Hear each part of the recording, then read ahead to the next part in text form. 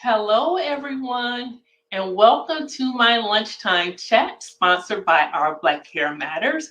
And today we are discussing the legal do's and don'ts for hair practitioners. What you don't know may cost you. So I've been actually holding my breath for a while now because I see more and more stylists making their own products and using private labeled products without knowing the potential legal ramifications. So if you want to know the legal pitfalls that professionals in the hair industry should know, the legal consequences of creating your own products or stocking private label products, or what consumers should be looking out for when purchasing products, you are in the right live. So let me take some time to introduce myself in case you don't know who I am. My name is Dr. Crystal Porter, and this is a live online broadcast platform dedicated to elevating the Black hair care industry and empowering consumers and hair professionals with education that is driven and backed by scientific research. And so as you join in, I want to thank you, but I also want you to let me know who you are and where you're from. So if you are a hair practitioner, type the number 1 in the chat. If you are a consumer, put the number 2. And if you are a researcher or a scientist like I am, put the number 3. And sometimes you can hold different positions. Like, I consider myself a researcher and a consumer, but there are a lot of hair practitioners who join as well. So I'd like to know if you are a researcher as well. And so also do not be stingy. Share this broadcast. Invite at least 5 people that you know to join, because I think today's broadcast is extremely important. So just want to make sure that you know that you're in the right place, because if you've ever been frustrated with the lack of information available to you when it comes to caring for your hair, or you've wasted a lot of money, time, and resources trying to figure things out on your own, you are in the right spot. I have a team of researchers and hair professionals who are ready to help. And so if you are wanting some assistance, you can go to bit.ly/OBHM consult, and you can book a free 15-minute consultation. And then I also have a freebie, 3 biggest mistakes to avoid when caring for your curly hair. And so you can get it and with that link. So, all right. Now, without any further ado, this is a interview or a chat that I've been wanting to do for a long time now. And so I would like to introduce Jennifer Orendi. Thank you for coming. Thank you for having me, Dr. Crystal. No problem. So you have spent several years and you have experience in science, law, and as a small beauty business entrepreneur. You actually have a license in cosmetology. Yes, ma'am. Yes, I do. I have almost 20 years of experience as a lawyer, and most of my experience is with FDA regulated products, or products that may fall under FDA's umbrella.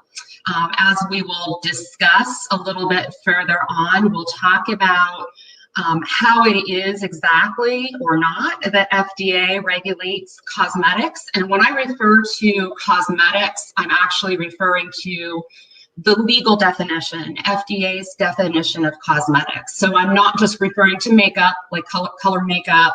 I'm including in as cosmetics, as FDA does, hair care products,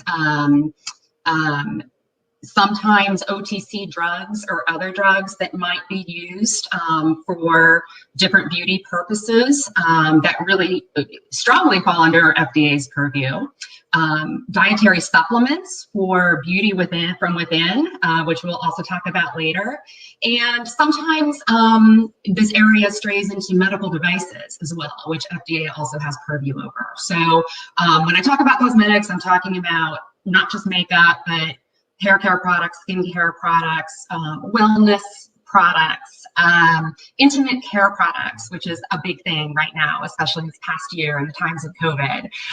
So those all fall under cosmetics by FDA's definition.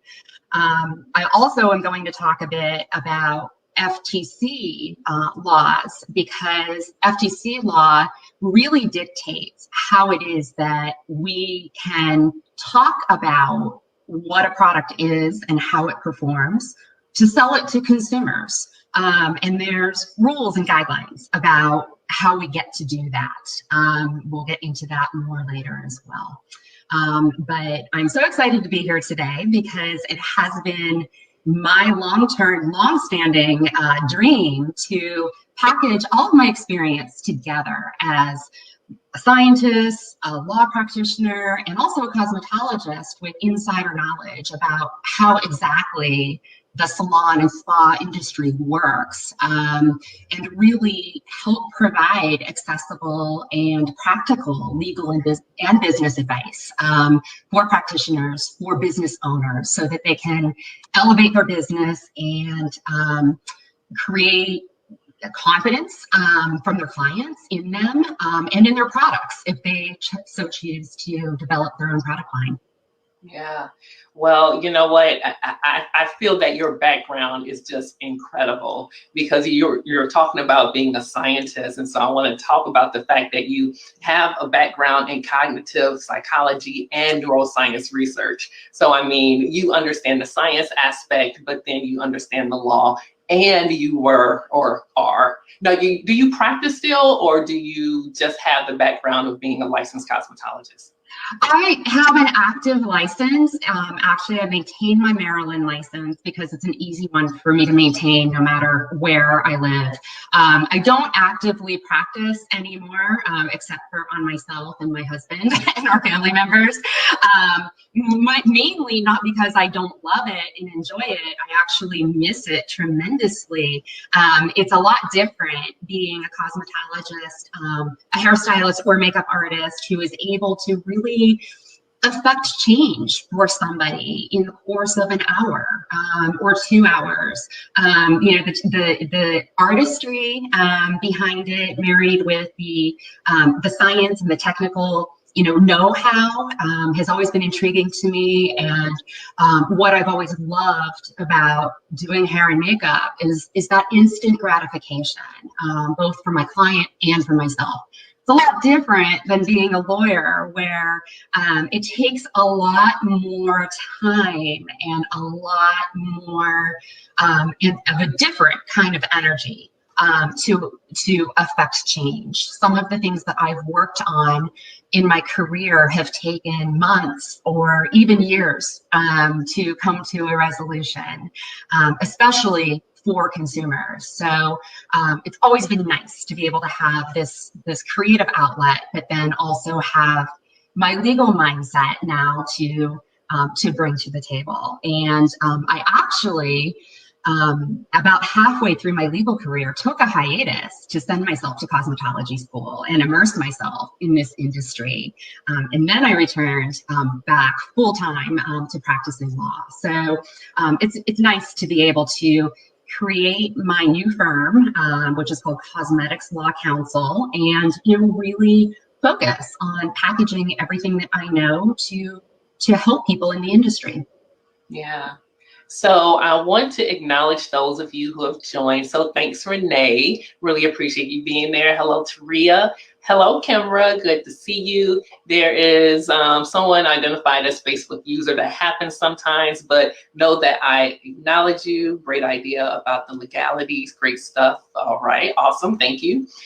We have Tisha on here, and then let me see. I saw someone else, another couple of Facebook users. So, all right. So I want to dive in, and I want to talk about some of the legal pitfalls that professionals in the industry should know more about, because sometimes I see a lot of people, especially with social media, everyone is on and they're talking about the claims for different products that they sell. And I want to say sometimes it's what I would consider off script, meaning that they're going over and beyond what is on the label, or they're really trying to sell themselves or their product that they're selling. And sometimes I hear what they're saying and I'm just kind of, cringing a little bit, because I'm like, ooh, it makes it seem as though it's a drug and not in the cosmetic realm. So can you talk a little bit more about the legal pitfalls?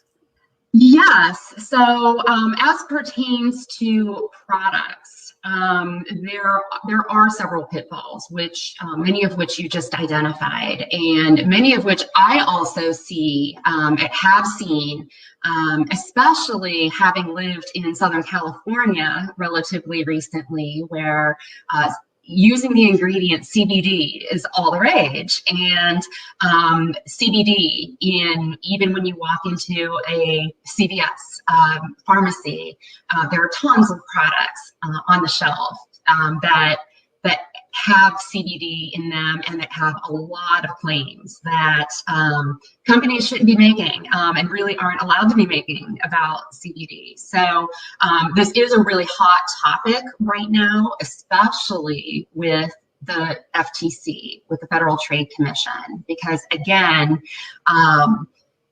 what we say about the products that we're selling on a national basis in interstate commerce really matters. Every single word matters. So what that means in relation to your question is that when you are talking about a product that really is purely a cosmetic and meets FDA's definition of cosmetic, interestingly, FDA doesn't do any pre-market evaluations of any cosmetics. So if somebody tells you, hey, this is FDA approved, no, it's not, because FDA didn't approve it. FDA never looked at it before it hit the commerce stream. FDA does not do that with cosmetics. FDA also does not do that with dietary supplements, which we'll get into more later. But manufacturers can be voluntarily registered with FDA and should be meeting minimal good manufacturing processes, which are outlined generally by FDA for everything that falls under FDA's purview. And then there's also a set of cosmetics guidelines with good manufacturing processes that FDA came out with in 2013, and I strongly advise that brands and manufacturers follow. So FDA's purview over something that is purely a cosmetic is honestly pretty minimal. There aren't very many regulations. The regulations pertain more to the packaging, not so much what you claim about the product on the packaging, but more about ingredients listings and font size and things like that. The Fair Packaging and Labeling Act dictates that. But other than that, and some regulations that pertain to particular color additives, FDA is pretty hands-off of cosmetics, and it's up to the industry to do a lot of self-regulation, which it typically does do quite well. Of course, there are some players in the industry that don't do it quite right and tend to raise the hackles of FTC or really another entity called NAD, the National Advertising Division of the Better Business Bureau, which is a really elite set of attorneys that get into very, very deep detail about every single word that a company claims or a brand claims about its product. So when you have a purely cosmetic product, you have to talk about what's in the product and how the product works in a way that is consistent with it being a cosmetic.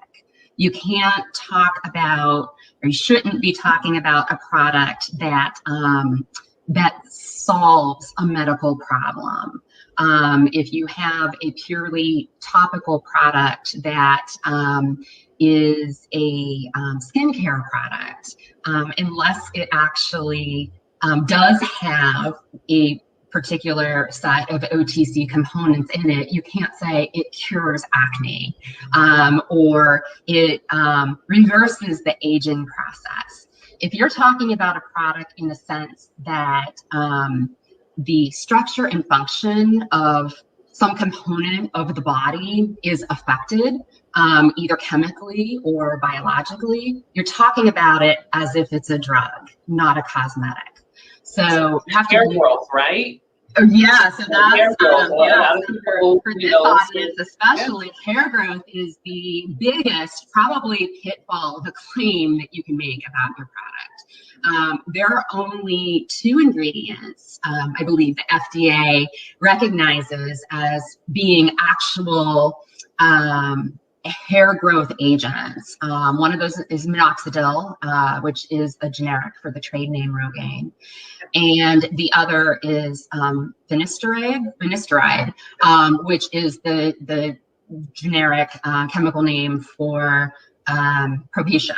So, and those are both drugs that are used to be purely by prescription. Now there's kind of different versions of them that, you know, some of the Rogaines we see over the counter in pharmacies, but then there's also the oral Propecia and its versions that are, I believe, still purely by prescription. So those are the only 2 ingredients that can actually do something to have an effect on hair growth. So when you're talking about something like I'm seeing a lot of now, because this whole industry of product development and new products coming out, I mean, there's a dozen new products coming out to market every single week. Some of the hair products that I'm seeing are really fascinating, super cool with really interesting approaches. And some of them come with claims that say promote hair growth. And that, like you, makes me cringe because there's no drug component in the product. The product itself and its ingredients is purely topical, purely cosmetic, but it has a claim that leads consumers falsely to believe that it's going to affect hair growth. So types of claims that are safer to make for products like that, especially like scalp treatments, oil treatments, would be something like promotes a healthy scalp environment, nourishes the scalp. There's a lot of different other creative ways to say that your product helps the scalp in some way, but you can't say promotes hair growth or your hair is going to grow to be full and luscious after 30 days of using this. It's a false claim, and it's deceptive to consumers. And when brought to the regulatory authorities, you will get cited and you will be asked to change or remove that claim.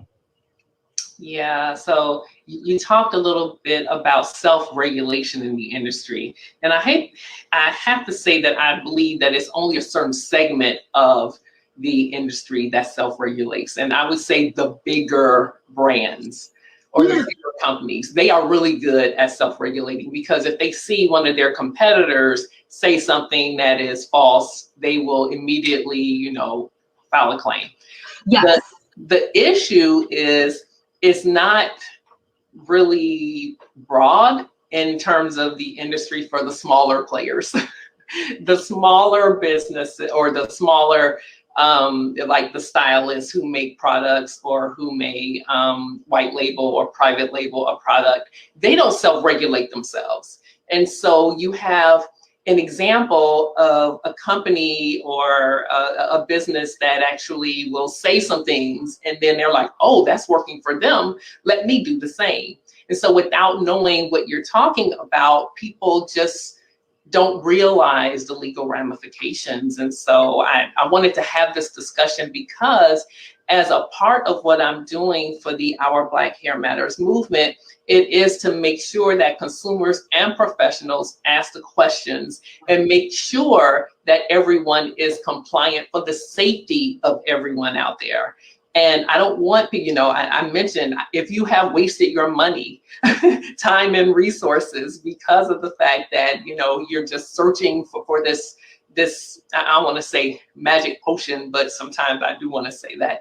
But, you know, we need trusted products, and we need products that have been vetted. And so I really wanted you to, you know, talk about that. And the self-regulation is kind of not consistent throughout the whole industry. Yeah, so a couple things that I can touch on, and honestly, like, we're really like at the tip of the iceberg with this discussion.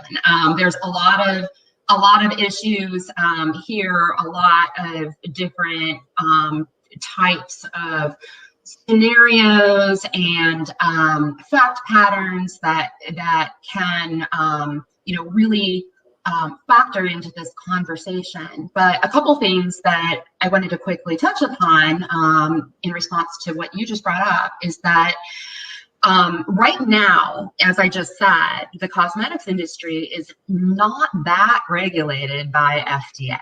FDA's last revision of the Food, Drug, and Cosmetic Act, or should I say Congress's last revision of the Food, Drug, and Cosmetic Act, came in 1938 pertaining to cosmetics.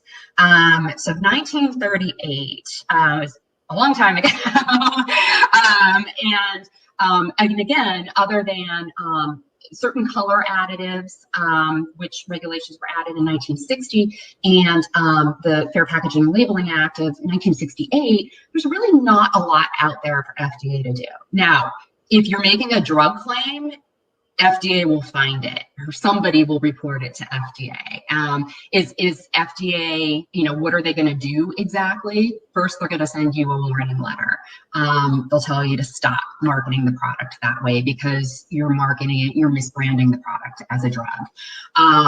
FDA's enforcement power is not that great with respect to cosmetics, but FTC's is, but even more so, your state attorneys general do have enforcement power over false advertising. So even though in our country right now, we are not subject to many regulations at all pertaining to cosmetics, we are subject both federally if we sell on a national basis in interstate commerce. If you're selling a product on your website, it's in interstate commerce.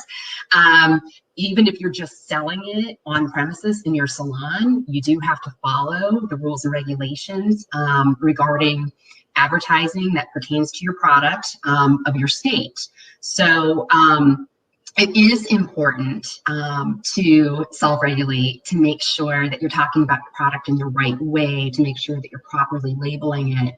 And what's more, that thing I just mentioned about there not being any updated cosmetics regulations in 1938, times are going to be changing soon. There's a lot of movement, especially by the big players in the clean beauty industry, to make changes. And I've been following some of the legislation that's been proposed for the last 5 years. Obviously, Congress has different things to pay attention to at different times. Clearly, in this past year, both Congress and FDA have been focused on bigger priorities than cosmetics, but there is some pending legislation, and in the next 18 months, I expect that there are going to be some changes. So some of those things that the bigger companies like Estee Lauder and L'Oreal, which hold dozens of brands each, they're global players, and they are already following the laws and regulations in so many other countries that they do business in, because a lot of other countries actually do regulate cosmetics and do it very carefully. So they're already doing a lot of the things that I expect are going to be coming for us in the not so distant future when you think about it, especially when you think about like a product development and marketing timeline. So, you know, I really strongly believe that as a salon owner, if you are making and selling your own products and you have a great brand in your salon and you are leveraging that brand to your products or your product line, you have potentially a lot of opportunity in front of you, right? To do a lot, you know, to do great for your clients and to keep building that trust. The last thing you want to do is be talking about your product using the wrong words. So, it is important to use the right words, to self-regulate, to have legal counsel help you self-regulate from the beginning, because all it's going to do is strengthen your brands and strengthen that consumer trust and create repeat business, which is what you want, right? You don't want somebody just buying your product one and done. You want repeat purchases. You want your clients to be spreading the word, and everybody wants this product. You're going to create a cult following. No, you're not going to do that if you're not talking about the product in the right way. So yeah. So I want you to give us like some case studies, because I've heard some stories out there, but I was wondering, from your legal expertise, if you could share like what has happened or some things that were put on the radar as a result of not being compliant. Yeah, right now the biggest litigation involving a cosmetic product is the talcum powder litigation, which is actually a product liability litigation involving women with ovarian cancer who used talcum powder for feminine hygiene purposes and developed particular types of ovarian and gynecological cancers. And that's a whole other conversation in and of itself, but the crux of the issue with that is it's a supplier issue. So the talc as a raw mineral comes in a rock form, it comes from a mine, and it comes from mines that also have asbestos and other heavy metals present in the mines. So the talc supplier, the miner that supplied the raw material, it's a huge question as to whether they had the obligation to sell a cosmetic grade talc in the first place to the product manufacturer, or whose responsibility it was to make sure that the ingredient was safe. But I mentioned this one mainly because when you are developing your products, whether you're using a contract manufacturer and starting from scratch with your own formulation that you want to hold the rights to, or whether you're using a private label manufacturer, which means that manufacturer, you don't have IP rights in the formula or in the manufacturing process per se. And an advantage in developing your products this way is that it's a lot less costly. It's a lot it's an easier entry to market, because basically you're taking a product that has already been formulated, or that maybe might require minimal input by you, and you're able to brand it as your own, which means that you're responsible still for what you say about the product. So knowing that where ingredients come from, working candidly with your manufacturer about the source of the ingredients and how they're processed is really important. Asking a ton of questions, working with manufacturers that are voluntarily registered with FDA, because that is a good kind of on its face showing that that's a company that is on the up and up with following GMPs. Those are all really important things to do, especially when you're developing your own product or line of products. Yeah. So I've seen some cases with like a product being used improperly. Yes. And so patch testing, for example, and the importance of, as any professional who is doing things the way that they were trained to do, right, sometimes people, take shortcuts. And so have there been any cases where someone was held liable because of a shortcut?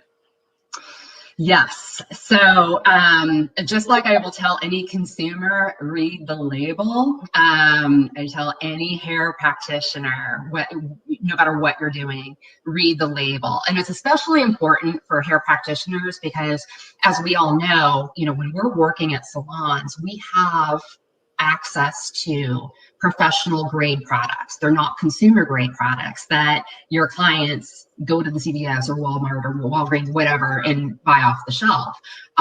We have access to special chemicals that consumers don't have access to. And it is your responsibility to read the labels, follow the instructions, including doing the patch test. So a couple of cases that I know of that I've heard about over the years. One actually involved a relaxer. And in this situation, I believe that a apprentice at a salon really didn't follow proper procedures about both patch testing the client and also properly timing the chemistry. And, just really, like, she wasn't paying attention, like, these things should be banned from salons. Like, you have to, and I have a whole, like, playbook for salons that speak to issues and help prevent issues like these. If you set up a good standard operating procedures for every single service from beginning to end, beginning with the consultation and an informed consent, you can really prevent a lot of mishaps from happening. So in the relaxer case, somebody wasn't paying attention and was not being monitored as they should have been as an apprentice. And the client not just suffered permanent hair loss, but also suffered permanent and debilitating chemical burns. That's anything that's permanent and debilitating is legally actionable. So part of the advice that I would give and to any salon really is have a playbook and make sure that you have procedures in place where your people are actually following the rules for the service. They're holding responsibility, they're paying attention, they're doing all the things that they're supposed to do for the duration of the service. And you have quarterly business meetings about these types of things, and you have an employee handbook that speaks specifically to these types of things that everybody is responsible for reading and signing off on, and you as the owner, as the business owner, are actually responsible for enforcing, because having a set of papers that say that you're going to do X, Y, and Z, that's step one, but like the real step is actually implementing that and holding your people who work for you as employees or work on your premises as independent contractors or whatever combination thereof. If they're on your premises and they're, working under, your brand name, your business name, you're going to assume some responsibility for how they operate. So you need to teach them how to operate and what your rules are. So the relaxer case is really unfortunate. There is another case that I know of that actually did not involve chemicals per se. It was we call it the kinky twist case because it involved scalding hot water that had been microwaved for 6 minutes. And unfortunately, the service was being performed on a 6-year-old child, who suffered permanent keloid scarring of her neck and shoulder and back as a result of being scalded by the hot water. So, again, these are things that are like, just never should happen in a salon. A salon is where people go to get pretty and feel good. And, you never, ever, ever want a single hint of any of these types of incidents happening in your salon. You don't want your people, you don't want your customers worrying about any of this.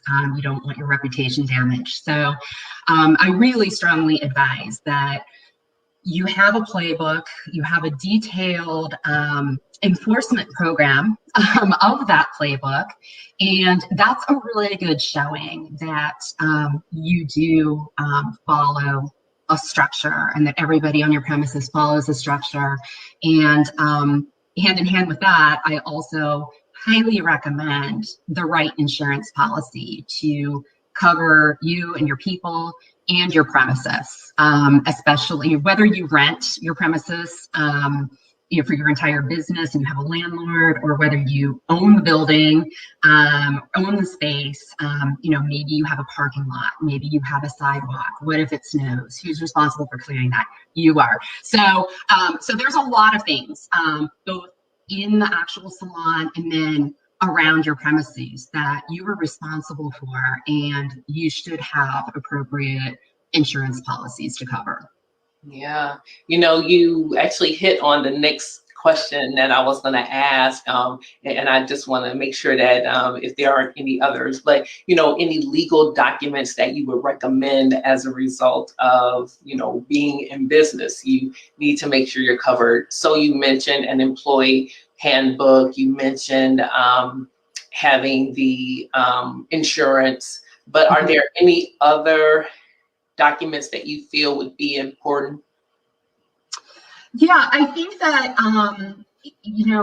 going back to, are your people your employees? Are they independent contractors? You should have clear contracts with each stylist, each service provider that defines that relationship, so that should something happen, it's clear who the responsible party is. I think in the salon industry, we think of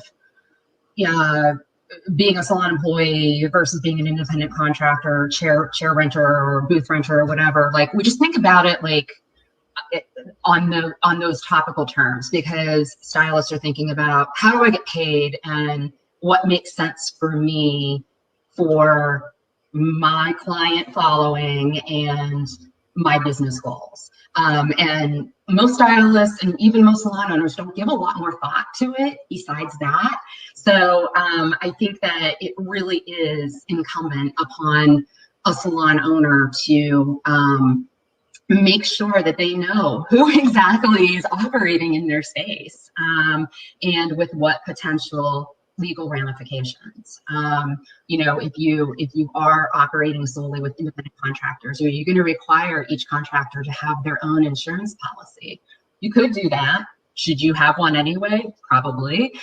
These are all kind of like fact-specific discussions that can be had with any salon owner, depending on what they're doing, what they're currently operating for their business, what their business goals are in the future, to help further insulate them, especially right now, because this is a great time to rebrand. So if you're rebranding or in that phase, because it's a good opportunity to do that for you, it's an awesome time to put a salon playbook or handbook together, put together your set of documents for that's kind of like the backstory of your actual business, your registered, your state board registrations, but also your registration to operate as a business with your particular state, Secretary of Commerce, or whoever it is that in your state that maintains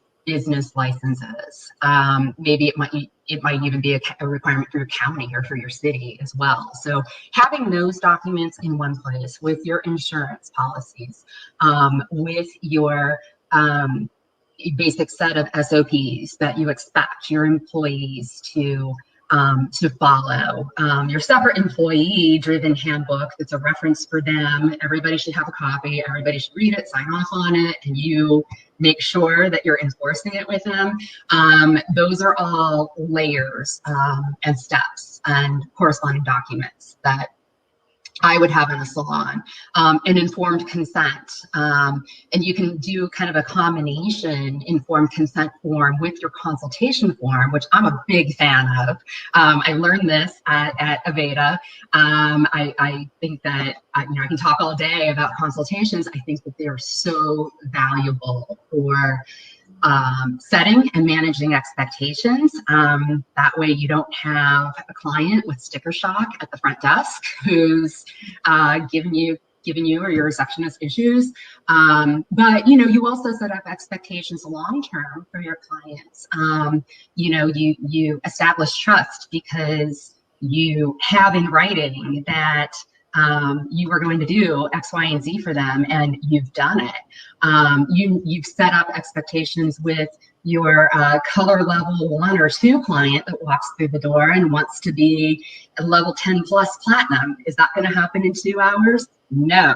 But you have written documentation of that very detailed conversation and consultation about what it's going to take to get to her desired goal.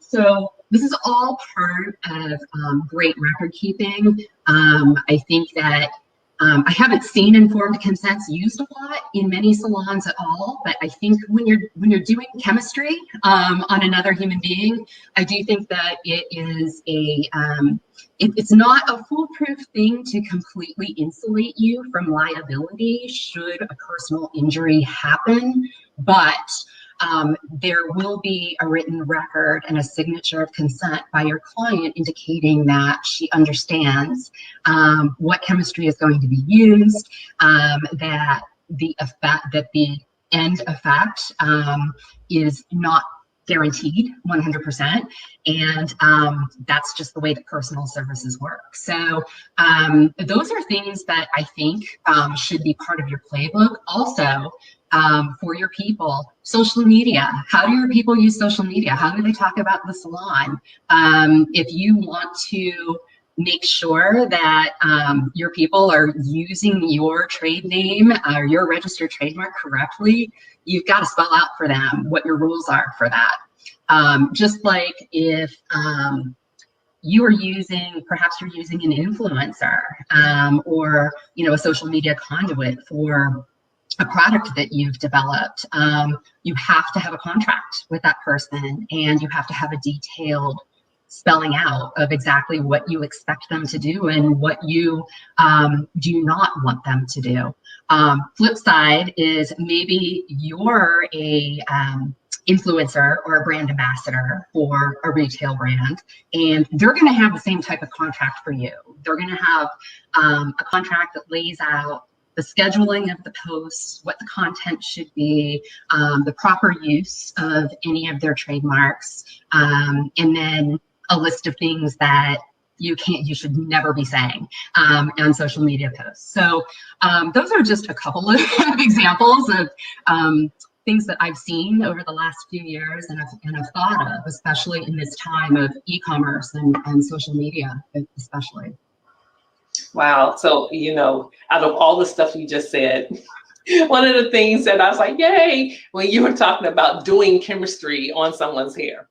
And so, yeah, so a lot of people say, oh, I don't believe in using chemicals. And, of course, it's one of those other things that make me kind of cringe because if you're not doing chemistry and you're manipulating someone's hair, you're definitely doing science because it's either chemistry or physics. Right. Right. I mean, hot water is chemistry too. I mean, yes, hot water is chemistry. Those hydrogen bonds, those basic hydrogen bonds, those van der Waals bonds are, that's chemistry too. So, yeah, it is interesting that, we have this environment where consumers are begging for clean and green and organic and free from, vegan, and those can all be really good things. Again, if you're saying it about the product, it better be true, for one. And that can be a really hard call, especially when, like I said, FDA doesn't have definitions for any of these things, like clean, green. USDA has a definition for organic that really speaks to crops and animals and food, and there can be some carryover and application to that to cosmetics ingredients as well. But if you're saying that your product is 100% organic, it better be 100% organic, and I guarantee you it's not. If you're saying that your product is free from sulfates, it better be free from sulfates, and it better be free from the possibility of chemical reactions of a sulfate or sulfite being created as well.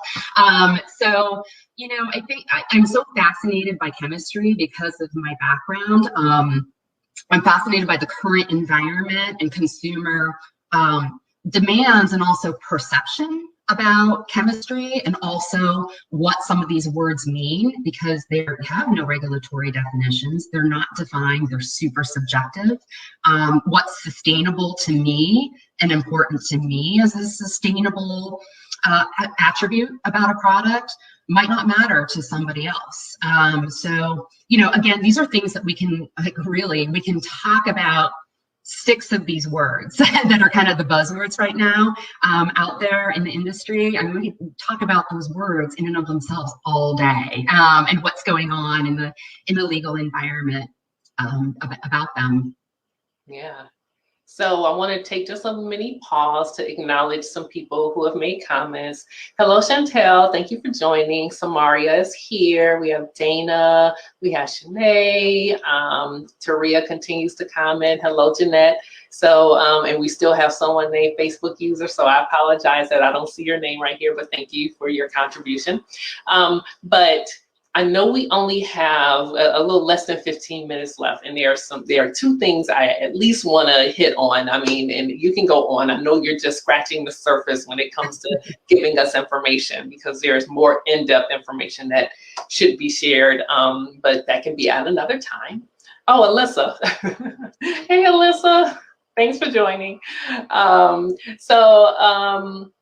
want to talk about private labeling hair products, because there are a lot of cosmetologists doing that, and I don't think that they are vetting their manufacturer properly. And so, you know, so quickly, in like 5 minutes ish, if you can kind of talk to that, or less, if you could talk to that, that would be awesome. Yeah. Well, as I mentioned, you know, you really want to be choosy, really, about what manufacturer you're using, or that's something that your name, your brand name, is going to be put on. You really do need to do your research, or you get somebody to help you do the research to figure out, is this private label manufacturer, do they have that voluntary registration with FDA that instills a bit of confidence that, you know, they're a global player, they're following good manufacturing processes, which include how they source their ingredients, how they process their ingredients. This kind of like a pre-production before they start making the final finished product that gets shipped to you. You really want to dive deep and ask a lot of questions, and that at least 3, if not more, 5 or 6 different manufacturers, because you really do want to have confidence in that business entity and their manufacturing facility, and in their people. You want to research whether they've ever been cited for, you know, just maybe something as basic as having a dirty facility by FDA. Back, you know, not in this past year, FDA has not been doing any pop-up surprise inspections of cosmetic manufacturers, but it has done them, and it can do them. So, you know, has the company been cited at all? Have they been in any other business? You know, do some legal searches on them to see if anybody's ever sued them, and for what. So there's all kinds of things that you can do that I strongly advise that you do. If you have, you know, your boyfriend's aunt's cousin who turns out some products at some warehouse a couple counties over, and he's cutting you a great deal. All right, that might sound good. Who is this? What's this business? Do they have a voluntary registration with FDA? What are they really doing? It might sound economically beneficial for you and like a no-brainer, but on its face, if something sounds too good to be true, and I hate to be a Debbie Downer, but I am a lawyer, it probably is. You really, again, with your name being on a product, your business name or trade name being on a product, you're building your brand. The last thing you want to be doing is dealing with a manufacturer who doesn't have the type of reputation really that you should be dealing with. And there's a lot of elements within that to consider. Yeah, I think more about claims when I think about private labeling, because you're left up to your own devices to like sell your product. And I just read something yesterday that pertained to like having non-allergenic ingredients. And, of course, once again, I get my anxiety up and like, oh no, because you can't predict what people are going to be allergic to, even if it's quote unquote all natural. So I think people get caught up in these buzz terms that they really don't understand what they're really saying, or could be misleading people. Yeah, that's true. So yes, the fun thing about using a private label manufacturer is that you do have freedom to make your claims.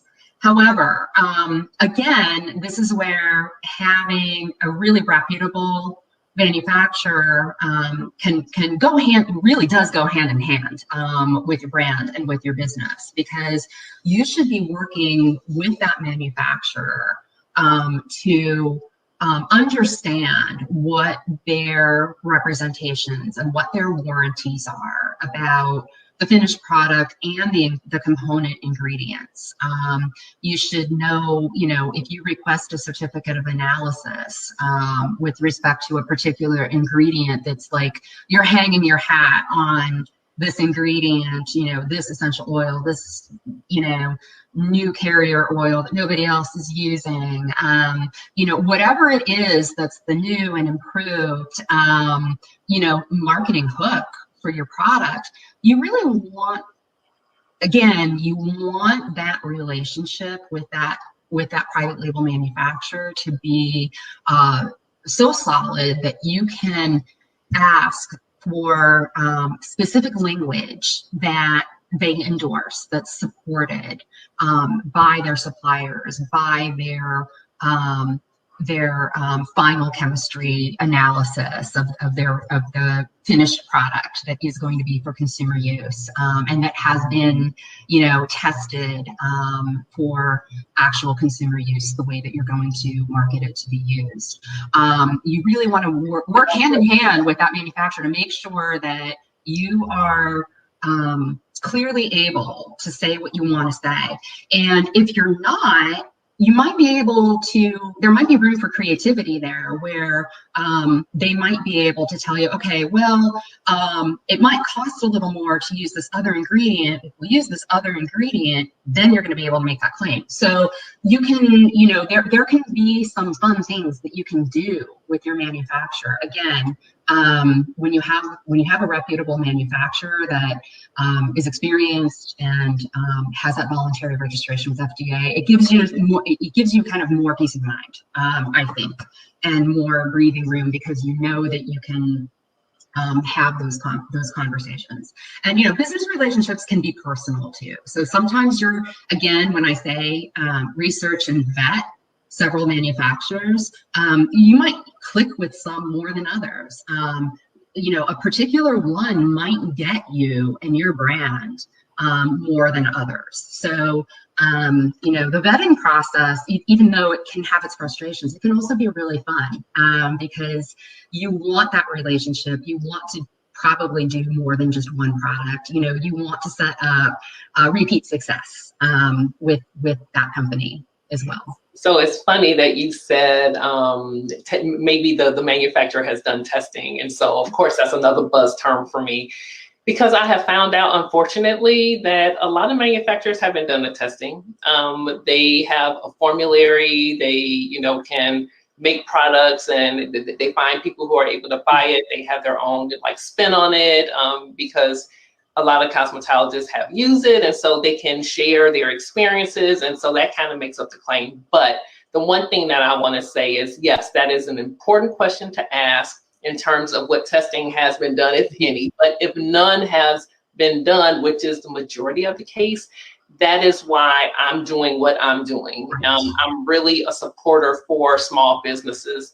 And if you don't have any testing done, something in terms of what I'm trying to really enforce is that people have the backup data, even if it's just consumer analysis. You know, you actually have a study of consumers, and consumers are giving in, you know, or giving their experience, and you can discuss that as a part of your claim. And that's done all the time. You know, 9 out of 10 consumers feel that their hair looks fuller after using this product.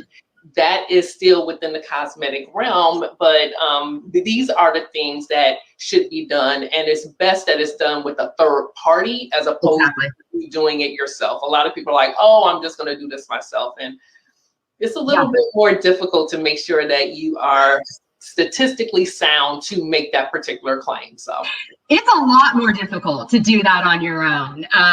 You know, even for somebody like me, with a bit of a science background and a background in statistics, I would need your assistance if I wanted to make a particular claim on a product that I was in the midst of developing and wanting to use particular marketing, advertising words on the product. So yes, third-party independent testing is absolutely essential. You're responsible for it. If you want the data to back up what the words that you're choosing to use, you would like to use about your product to be able to sell it, that is your responsibility to make sure that you have the data. You are, interestingly, you will be the holder of that intellectual property, not the manufacturer. So there becomes a little bit of a hybrid relationship where, yeah, you can use the manufacturer to make the thing with the certain ingredients that you want, but you have the marketing edge on that product in terms of how you're choosing words to use to sell it, because you hold that data. So yeah, the product development can be really fun and really interesting, and it can really, especially if you have a strong salon brand and a loyal following, and you've kind of dabbled in this kind of like in-house, like, oh, okay, I use this, I've used this on my clients in the chair, haven't sold it yet. Oh, okay, now I'm selling it to them. They can take it home, and they love it. All right, let's roll with this. Let's make more and like really sell it for real. Let's sell it on our website. You know, then you start getting into a lot of different fun things to do, but also fun legal considerations that you really need somebody to help you wade through, and you need a good, strong cosmetic chemist to help you come up with that data to support the claims that you want to make. So we are like out of time. It's amazing that, you know, you have a wealth of information. So it's been awesome that you've been able to share it with those who are in the space, because they really need to know. And we did not get a chance to hit on supplements. So many things. So many things. Yeah, we can revisit that at a later time for sure. Yeah, supplements are a hot area right now for a lot of different reasons. We can have probably an entirely other call about that. You know, I'm happy to take questions. Go to my website, cosmeticslawcounsel.com. Let me know what your questions are. Let me know what you want to hear more about. Of course, if you have legal issues that you need advice on and that you need me to help solve, we can have those conversations as well. But in the future, I can foresee that, Dr. Crystal and I will be doing more of this, but I think that I would also love to offer to this community workshops or classes where I have the opportunity to get a little more in depth and provide you with a lot more information about each of these areas that we talked about today. So many of these things that we talked about are really kind of like interwoven and dependent on each other, but there's also discrete legal issues within all of it that you know, there's a lot to unpack, and each issue, you know, really deserves its due time. So if the need for the education and the desire and the interest is there, I will be happy to put on some programming for everyone. That's awesome. No, you will definitely be someone who is a valuable resource. So thank you for everything. Oh, thank you. Yeah, thank you for coming. And I want everyone to remember that our Black hair matters. And as always, take care and love your hair. Bye-bye.